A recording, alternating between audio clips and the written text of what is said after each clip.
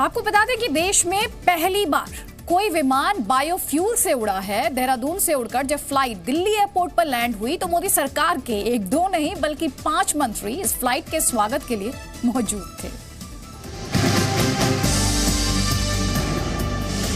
सरकार के 5 मंत्री आपने तब भी दिल्ली एयरपोर्ट पर नहीं देखे होंगे जब पुतिन या ओबामा जैसे वीवीआईपी आए थे।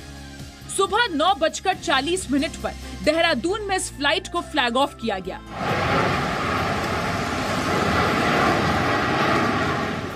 और 45 मिनट में दिल्ली इंटरनेशनल एयरपोर्ट के टर्मिनल 2 पर इसके लैंड करते ही देश में बायोफ्यूल क्रांति का नया दौर शुरू हो गया।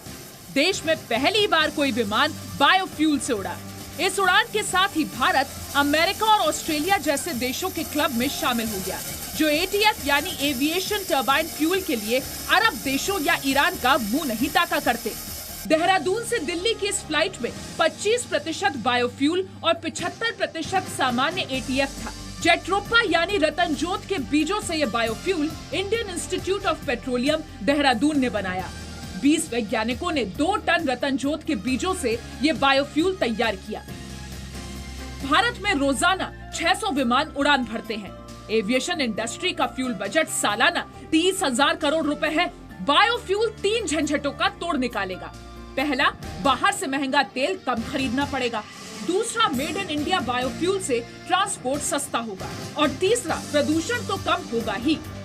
बायोफ्यूल से विमानों की ऑपरेटिंग लागत 17% से 20% तक घटेगी।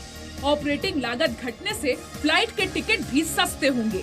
हवा में कार्बन डाइऑक्साइड का उत्सर्जन 4000 टन घटेगा।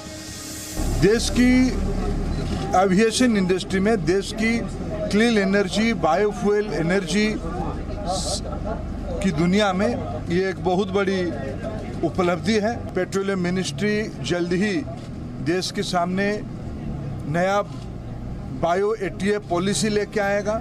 देश का एविएशन सेक्टर 20% की रफ्तार से बढ़ रहा है।